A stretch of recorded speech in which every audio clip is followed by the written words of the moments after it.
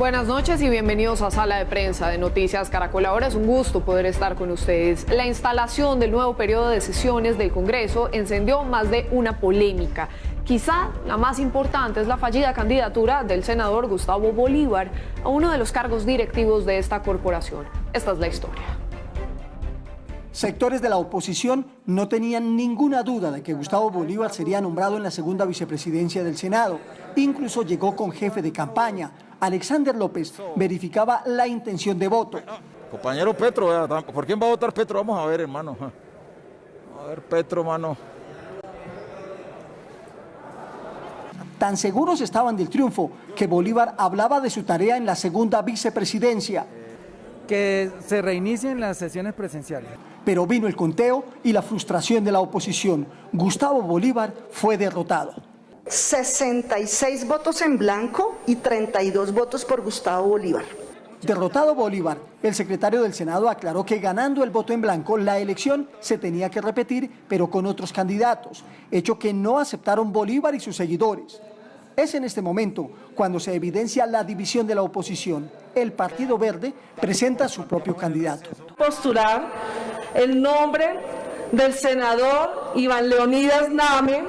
Name ganó la segunda vicepresidencia, con lo que se consolidó la división de la oposición. Lo que sí no esperaba yo era que el Partido Verde se aliara con el uribismo para tumbar esa segunda vicepresidencia que nos correspondía a nosotros como coalición decentes. Esto no solamente es un acto diríamos nosotros, de indecencia, de falta de ética, ¿sí? De falta de compañerismo. La senadora Angélica Lozano, a quien señalan de impulsar la candidatura de quien finalmente ocupó el puesto de Bolívar, dice que no traicionó a nadie. Decidieron insistir en Bolívar y salirse. En ese caso, la oposición del Verde postuló a alguien, de lo contrario, esa silla quedaría para Cambio Radical. Sin embargo, estas explicaciones no fueron aceptadas e internamente el Partido Verde también quedó dividido. Yo lamento profundamente las actuaciones de algunos miembros de mi partido, pues la segunda presidencia debía ser ocupada por la Colombia humana. Por el lado del uribismo explicaron las razones para no apoyar a Gustavo Bolívar. Porque ha sido el financiador de la primera línea, ha maltratado la fuerza pública, a nuestros policías y soldados. Pero la pelea por la pérdida de la vicepresidencia de Gustavo Bolívar ahora va más allá de lo político y de evidenciar la división en la oposición. Llega también al campo jurídico. La Colombia Humana anuncia demandas ante el Consejo de Estado buscando la nulidad de la elección de toda la mesa directiva del Senado. Y la otra controversia tuvo que ver con el discurso del presidente Iván Duque en la instalación de la nueva legislatura. Luego de sus palabras, el jefe de Estado abandonó el recinto y no escuchó la réplica o respuesta de la oposición. Esto fue lo que pasó. Para la oposición, cero y van 3 desplantes del presidente Iván Duque hacia ellos cuando van a hacer la réplica al discurso del jefe de Estado, el más reciente, al terminar su intervención de instalación del nuevo periodo legislativo. El mandatario abandonó el salón elíptico, lo que generó una dura reacción de María José Pizarro. Se va justo cuando va a hablar la oposición. Entonces hemos tomado la decisión de no hablarle a un presidente que delega sus orejas, sino de hablarle a Colombia.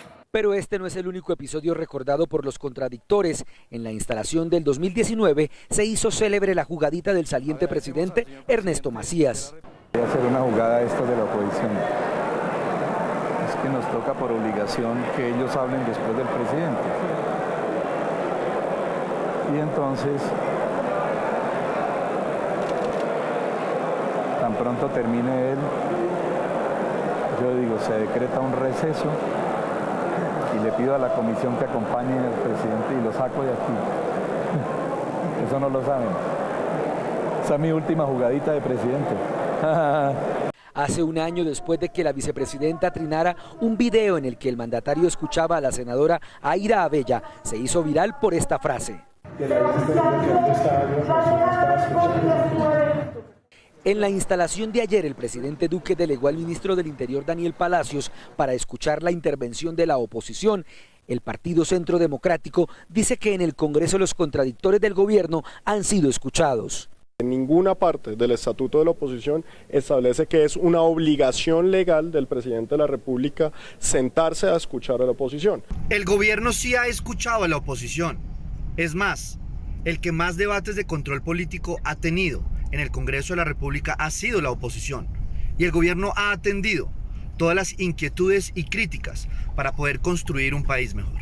Para el exmagistrado del Consejo Electoral Armando Noboa, si bien el estatuto no obliga a que el mandatario tenga que quedarse a escucharlos, abandonar el recinto no es una actitud democrática. Cancelar, ignorar o desconocer ese ejercicio implica anular el principio democrático.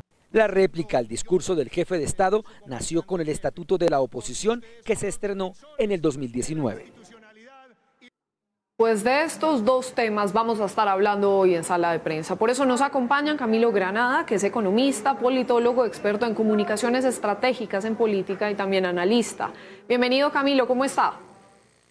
Ahorita muy buenas noches, encantado de estar aquí en Caracol con ustedes. Muchas gracias por la invitación. Qué bueno que nos esté acompañando. Y también está con nosotros Juan Pablo Estrada, él es docente universitario y analista. Bienvenido también, Juan Pablo, ¿cómo va? Juanita, buenas noches para usted y para todos los televidentes. Bueno, sobre estos temas vamos a estar hablando entonces. Gracias a los dos por acompañarnos y voy a comenzar con Camilo. ¿Cómo califica usted esta derrota de Gustavo Bolívar ayer en el Senado? ¿Cómo entenderla? Bueno, yo creo que esta es la fractura y el anuncio casi que formal de una ruptura que se viene adelantando desde hace tiempo en la izquierda, en particular la Alianza Democrática, la Alianza Verde, perdón, y los de la decencia o el pacto histórico liderado por Gustavo Petro. Y claramente pues esta es la señal de que el partido de la Alianza Verde está dividido en dos, entre quienes quieren unirse al proceso de consulta con Petro y los que prefieren buscar una alianza con la coalición de la esperanza que es más al centro del espectro político.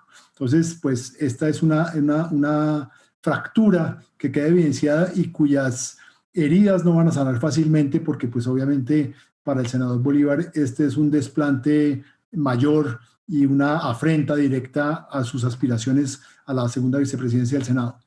Claro, una fractura que queda en evidencia. Juan Pablo, ¿cómo lo entiende usted? Digamos, también se podría decir que qué temas le pasaron factura a Bolívar en medio de toda esta situación. Hay quienes dicen, eso sí, digamos, sin asegurarlo de todo, pero también su posición frente al estallido social.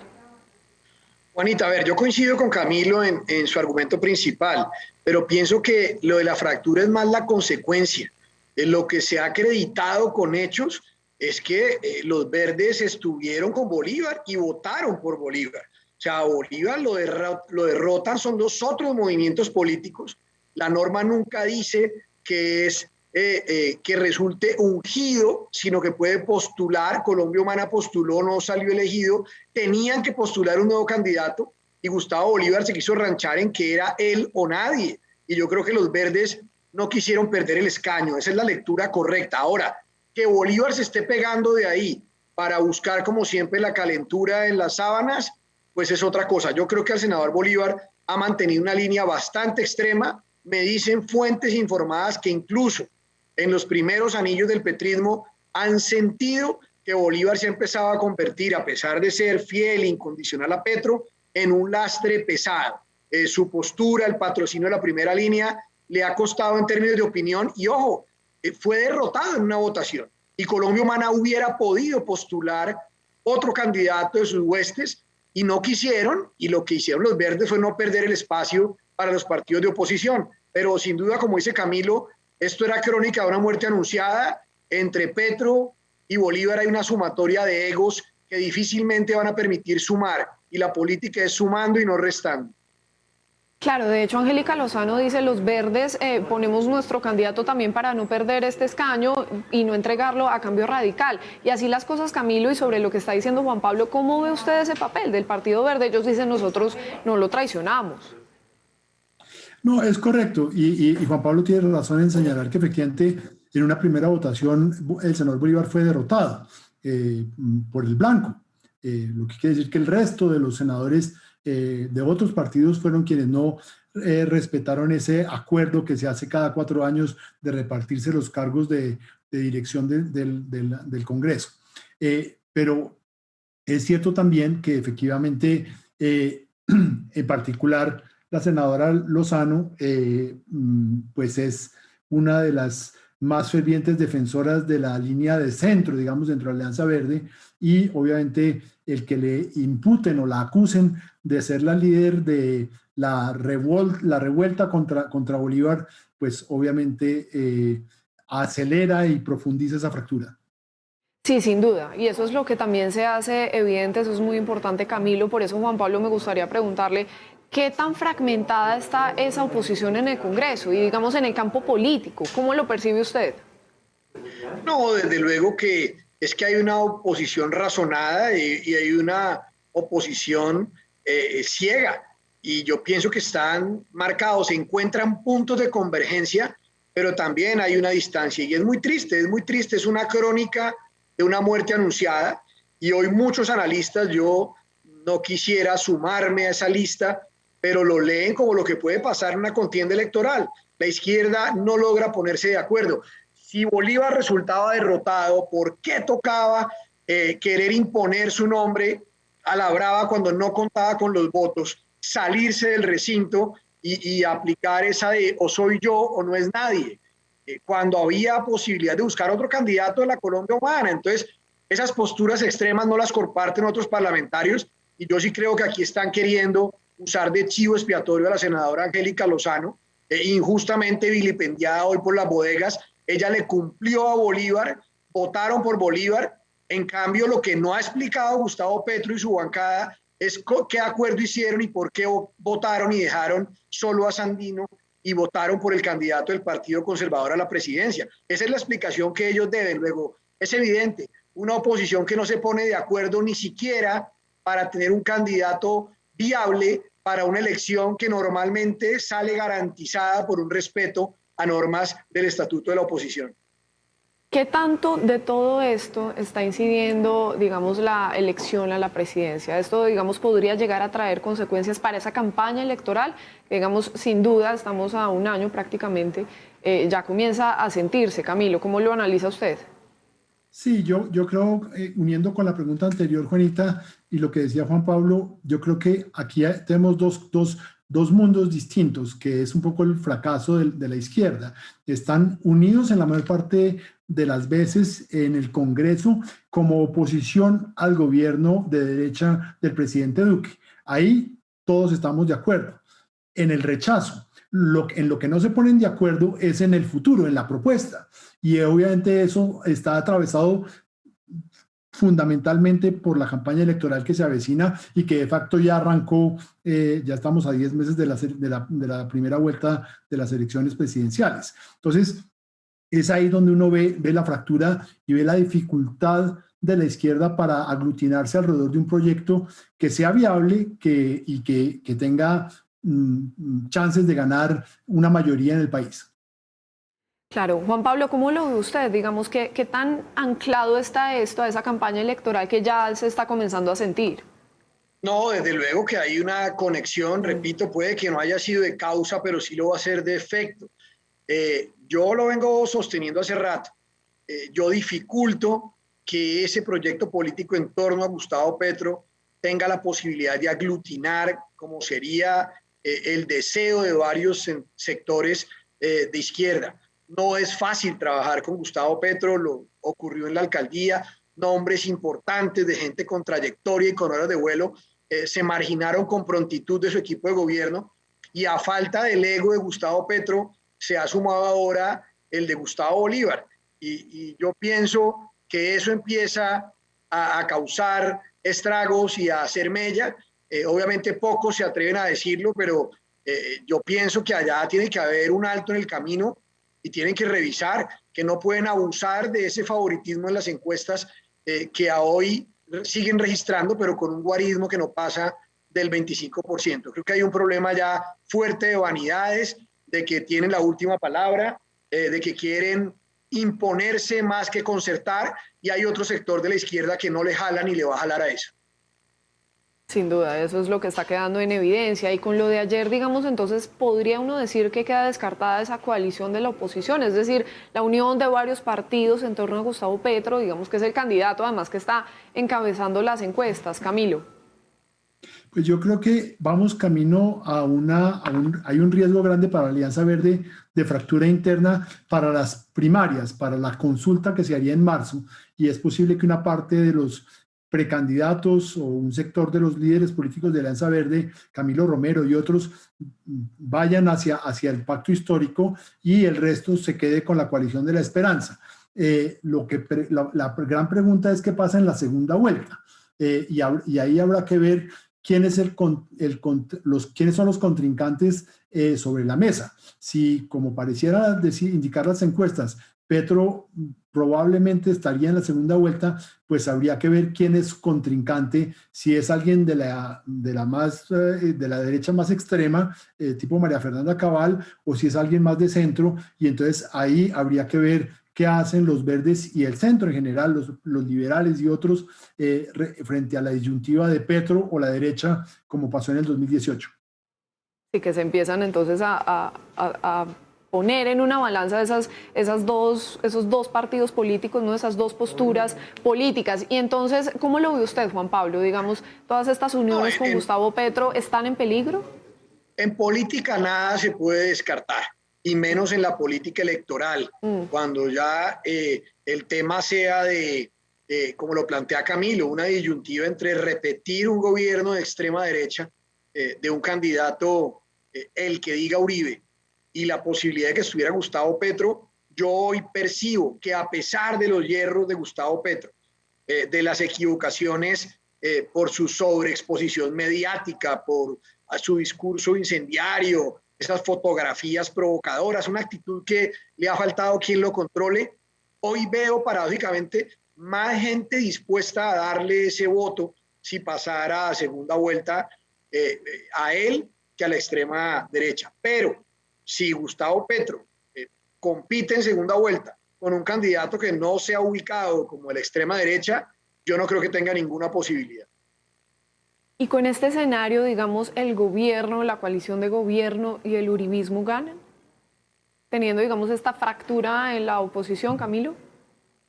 Pues yo lo que creo es que a lo que le apuesta y la gran apuesta del Centro Democrático y de la derecha en este momento en Colombia es efectivamente mantener a Petro fuerte e impedir la unión del centro con Petro, para volver a reeditar otra vez un escenario como el 18, y ellos, a diferencia de Juan Pablo, y yo tiendo a coincidir con Juan Pablo, ellos creen que si María Fernanda Cabal se enfrenta en segunda vuelta a Gustavo Petro, María Fernanda Cabal ganaría por el miedo que están tratando de mantener en frente de Petro. Entonces, la estrategia del Centro Democrático es mantener inflado a Petro, porque ese es el espantapájaros contra quien hay que luchar, pero que no se crezca demasiado con la unión del centro y la centro izquierda, porque entonces no tendrían chance.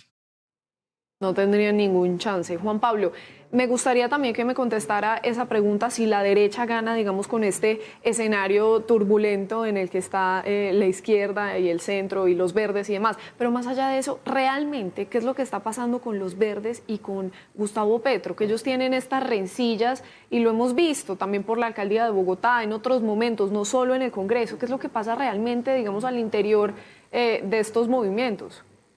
Mire, lo primero, le respondo su primera pregunta, Juanita, y es, desde luego que la derecha gana con la fotografía que está haciendo con acierto Camilo. Una división en la izquierda hace más fácil que Petro, que sin duda tiene más votos que cualquier otro candidato de izquierda, esté en posibilidad de estar en la segunda vuelta. Y si va a haber dos candidatos de izquierda más otro de centro, la derecha va a mantener sus votos cautivos, cada vez menos los endosables de Álvaro Uribe, que es el real gran elector de la derecha colombiana en los últimos 20 años, y eso le conviene. Ahora, lo otro es, se lo voy a responder, si me concede licencia para el humor, con un trino de esa buena cuenta que es Actualidad Panamericana, que decía que los viajeros espaciales, los magnates que estuvieron por fuera de de órbita terrestre viendo el planeta, divisaron 3 cosas: la muralla china, la iluminación de la ciudad de Las Vegas y el ego de la Colombia humana, de Gustavo Petro y de Gustavo Bolívar. Y si usted mira, porque no hay tampoco que culparlo solo a ellos, hay otras vanidades fuertes en la izquierda, y esa ha sido una historia recurrente. Hay un caudillismo y un mesianismo que está lastimando. Yo sigo manteniendo la fe en que el país político, los primivotantes, la gente que se informa y que oye los análisis, sigan contemplando la opción de un candidato que no sea de ninguno de los 2 extremos, que aglutine y que nos permita tener una opción viable en las elecciones del año entrante. Más en medio de toda esta situación, no solamente es ese panorama político, es el estallido social, es la pandemia, tantas cosas. Ahora, la otra gran polémica que se dio ayer es en medio también un poco de lo que pasó con el presidente Iván Duque, ese discurso que dio allí en esta nueva legislatura. Vamos a comenzar por ahí, por ese discurso que dio, Camilo. ¿Qué análisis hace usted de todo lo que dijo? Pues, Juanita, yo señalaría 3 cosas. Uno, un presidente que efectivamente parece estar desconectado de la realidad en cuanto a la situación de pobreza, de desempleo, de angustia social, de tensión social que vive el país, y que parece como realmente gobernando en otra parte. Y yo creo que el país refleja esa distancia, ese divorcio entre el presidente y cómo el presidente ve su propia gestión y el rumbo del país, con lo que los colombianos mayoritariamente, masivamente en las encuestas expresan como que el país va por mal camino y que la confianza y la aprobación de la gestión del presidente está por los suelos. Juan Pablo, ¿qué decir de ese discurso del presidente Iván Duque? Yo sigo, no pueden pretender que el presidente vaya a hacer un balance catastrófico en la instalación del Congreso. Me parece que tampoco hay que pedirlo, pero también hay que decir que yo echo de menos una mayor capacidad de autocrítica, y pienso que eso le ha faltado al gobierno. Si eso se suma a que pareció una situación angustiante la de convocar por primera vez en nuestra historia en un horario atípico esa sesión, en un evidente temor pues de lo que pudiera ocurrir con el orden público al final de la jornada de protestas anunciadas, y con ese mensaje que a mí me parece también lamentable. Creo que se equivoca el presidente Iván Duque. Si bien no hay ninguna ley que indique que él deba quedarse sentado en el recinto a oír la oposición, el momento en que en su discurso él reclama el diálogo, él reclama de los colombianos una manera de comunicarse por canales distintos a los de la violencia, cuando va a tomar la palabra la oposición para replicar su discurso de país, que repito, es legítimo que él lo vea así y lo presente así desde la visión gubernamental, es un pésimo mensaje que se haya retirado del recinto. No tengo nada contra el ministro Daniel Palacio, ni más faltaba, pero qué delegación tan aburrida y qué mensaje en términos de política tan equivocado. Cosa distinta a un presidente que hubiera estado allí, atento a tomar nota, y que después hubiera podido dar unas declaraciones públicas destacando algo, porque así como le reclama el gobierno a la oposición que le dé créditos con los temas que han funcionado, que también los hay, creo que la crítica de la oposición en muchos casos es fundada. El gobierno la debe oír, y qué mejor oportunidad que el primer mandatario de los colombianos presente en el recinto oyendo a los parlamentarios de la oposición. Claro, y para allá iba precisamente a preguntarles eso, Camilo, si se ha debido quedar para escuchar a la oposición. Por eso, Juan Pablo, guárdeme ahí también algunos de esos argumentos para que tratemos de extender un poco más esto, porque sí, sin duda ese debería haber sido el mensaje, ¿no? Quedarse a escuchar a la oposición, Camilo. Sí, señora, ese es un ritual de la democracia. Eso es algo que en buena hora, creo yo, importamos del sistema americano, en el cual efectivamente la oposición tiene la oportunidad de hacer una respuesta, una réplica a la intervención del presidente. Pero más allá de eso, que efectivamente habría sido bueno que el presidente se quedara. Yo creo que la falla del presidente está en su presente, en esos llamados permanentes en sus discursos a la concertación, al diálogo, al encuentro, a la unidad, y sus ejecutorias en ese mismo campo. No hay un solo llamado, no hay una sola convocatoria a los líderes políticos de la oposición, a los líderes políticos del país en general, a la sociedad, para unirnos, para escucharlos y para establecer un consenso básico sobre cómo sacar adelante el país de la crisis en la que estamos. Entonces, más allá de si se queda o no se queda, lo que revela esto otra vez es el profundo desdén que hay por la oposición y por la concertación, y la incongruencia entre el mensaje retórico de los discursos y la realidad política de la búsqueda constructiva de consensos. De construir camino, de construir diálogo, tanto que se ha hablado de esto en los últimos meses de paro nacional. Es decir, Juan Pablo, ¿hubo también otra jugadita más del gobierno y de los políticos que lo están apoyando? Mire, excúseme que me le desvío un poquito, Juanita, pero es que es lo mismo que ocurre con la izquierda, son unos mensajes contradictorios. Una Colombia humana que nos llama supuestamente a tender la mano, a respetarnos la vida, y cuando pasa una situación como la de en el Congreso, hay que ver la agresividad mayúscula de todos los de la Colombia humana con los verdes. Entonces, eso uno quisiera, ahora todos son tibios, uribistas de closet, alianzas con el uribismo, etc. Y lo mismo ocurre en esa contradicción de discurso con el presidente Iván Duque. En los 2 meses de paro ha estado rechazando la violencia, invitando al diálogo, ha tenido funcionarios jugándosela por el diálogo, como la directora del ICBF y otros tantos, en mesas en concertación. Y cuando él mismo invita al diálogo, a oírnos, a entendernos dentro de una democracia, su mensaje, independientemente que exista o no una norma que le imponga el deber de quedarse en el recinto, es abandonar el recinto. Eso comunica muy mal.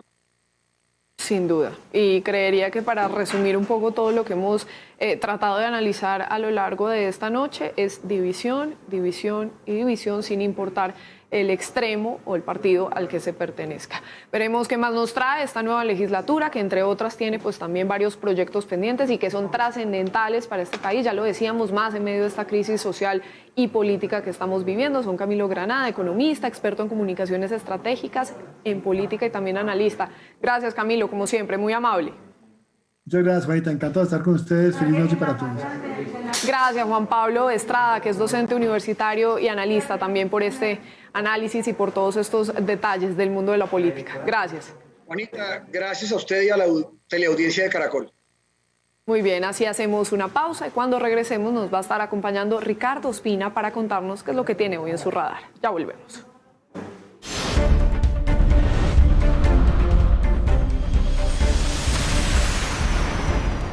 Seguimos en Sala de Prensa. Ahora saludamos a Ricardo Ospina, el director de los servicios informativos de Blue Radio, quien nos cuenta qué es lo que tiene hoy en su radar. Ricardo.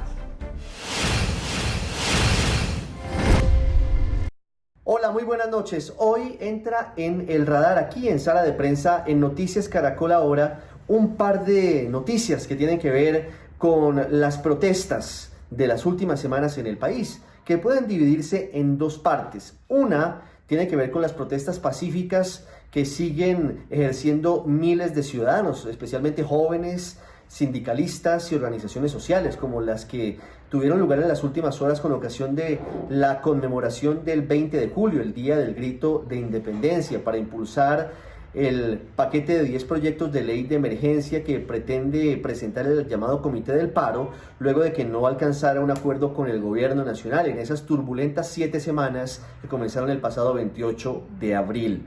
Una jornada marcada por la fiesta, por la tranquilidad, por las manifestaciones artísticas y por las marchas que terminaron rápidamente sin ningún tipo de complicaciones. La otra cara es la cara de los actos de vandalismo, la cara de la violencia y la cara de las denuncias contra algunos integrantes de la policía por posibles excesos cometidos en el control de las mismas.